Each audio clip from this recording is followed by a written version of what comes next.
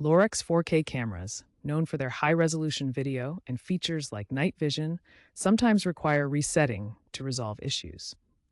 A reboot, also called a soft reset, is a quick restart that clears temporary errors without erasing your settings.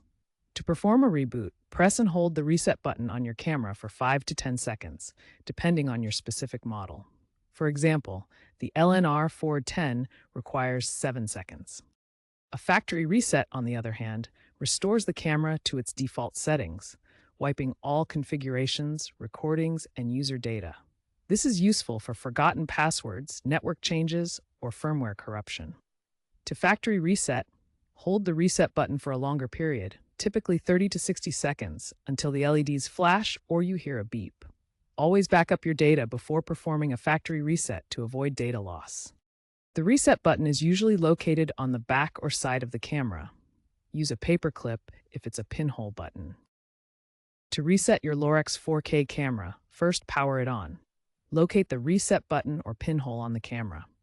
Use a paper clip to press and hold the button for the appropriate duration, depending on whether you're doing a reboot or a factory reset. For wireless models, consider using the Lorex Home app for a reset, which avoids the need for physical access. After the reset, reconnect the camera to your network and the Lorex Home app. Always reconfigure your security settings after a reset to prevent unauthorized access. As of 2025, Lorex has enhanced cybersecurity in its firmware, so ensure your camera is updated to the latest version like v1.2.3 for improved security during and after the reset process.